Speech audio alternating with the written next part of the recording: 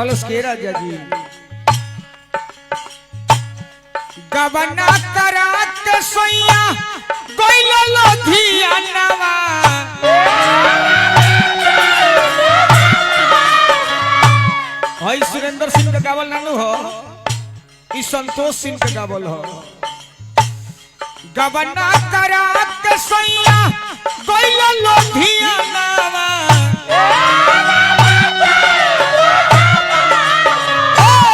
मरता बेताना घर में मरता बेताना घर में लहूरा जवारावा मरता बेताना घर में लहूरा जवारावा मरता बेताना घर में लहूरा जवारावा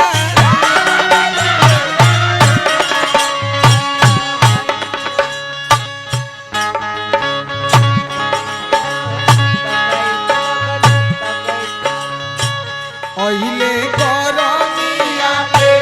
दिन आए राजा दुनिया डोलार दो ओइले गरमिया के दिन आए राजा दुनिया डोलार दो दुनिया डोलार दो राजा दुनिया डोलार दो दुनिया डोलार दो राजा दुनिया डोलार दो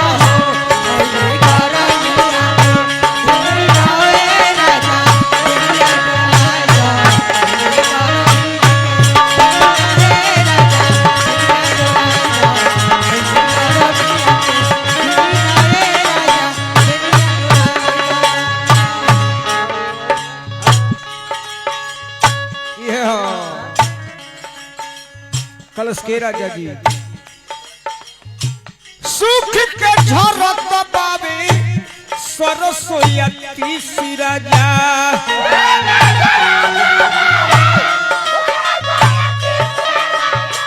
ए मुखिया जी सब सरसों आ तीसी सुख के झर गई पाक के झरत परुए सरसोया तीसी राजा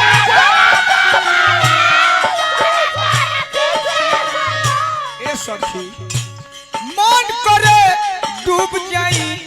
गरहा में खीसी राजा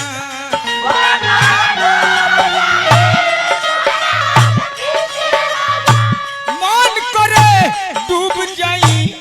गरहा में खीसी राजा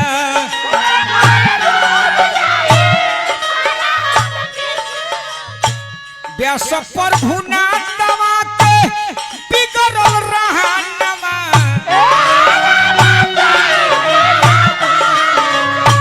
व्यास पर भुना तवा के बिगड़ल रहा नवा मरता बेताना घर में मरता बेताना घर में लहूरा जवारावा मरता बेताना घर में लहूरा जवारावा मरता बेताना घर में लहूरा जवारावा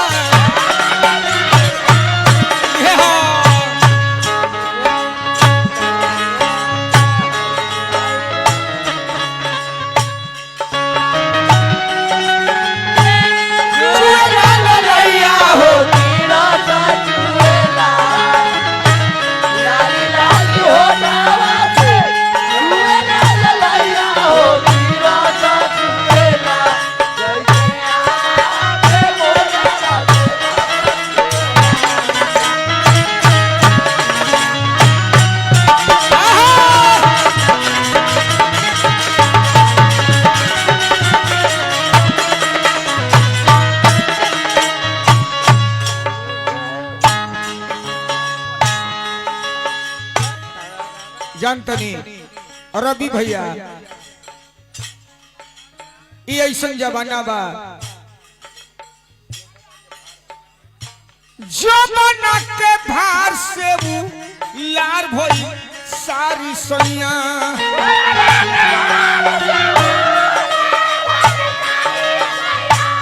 पाप पूरा भैया जब लेके मारी सैया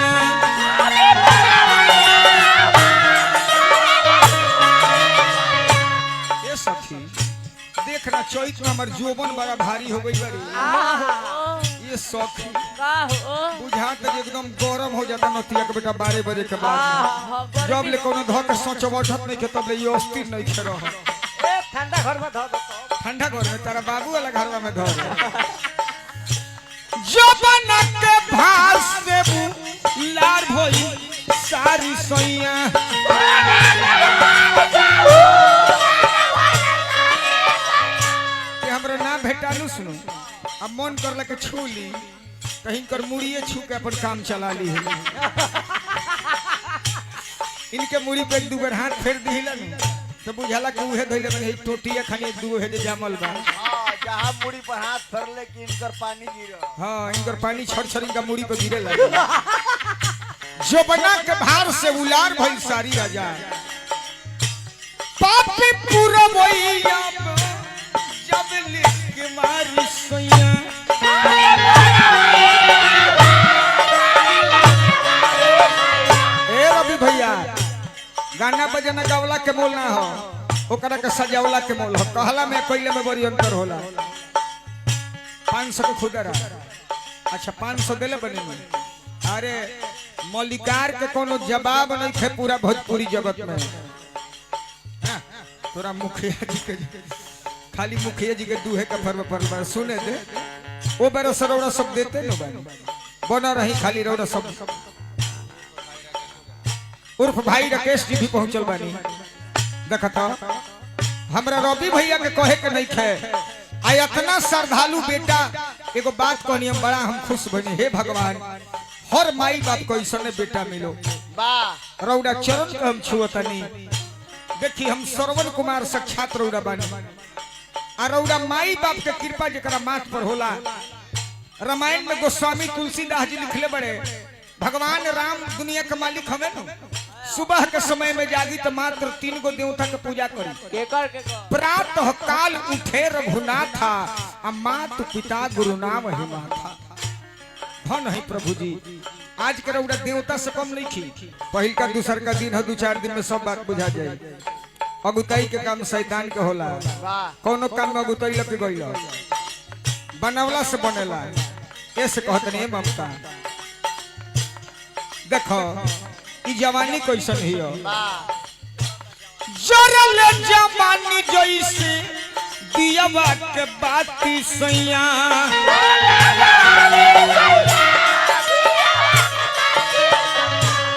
हमार गुरुजी कहत रहो फुलेश भैया ब्यास ओकरा के कहल जाला कि केहू के मंडली में खार होकर गा ले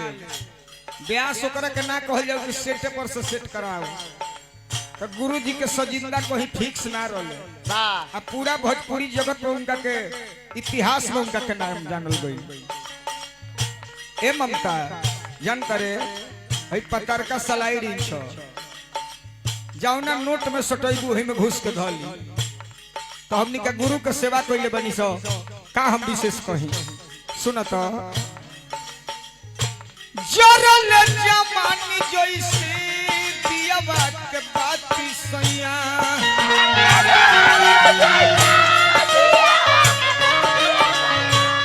जहल पपिहरा कहिया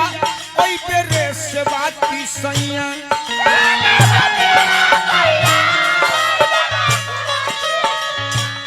जहल पपिहरा कहिया ओई पे रे से बाती सैया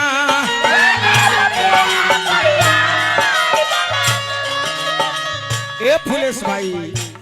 शर्मा गुलाब लिखले जोरी जोरी गानवा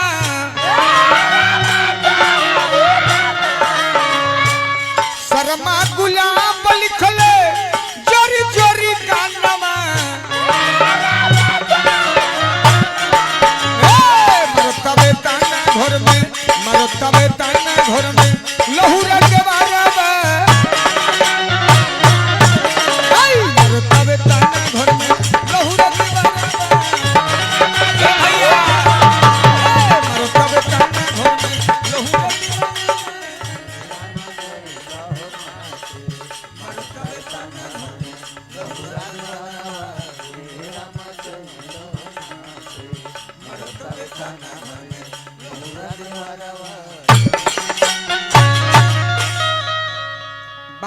बुझे कब कुछ बाए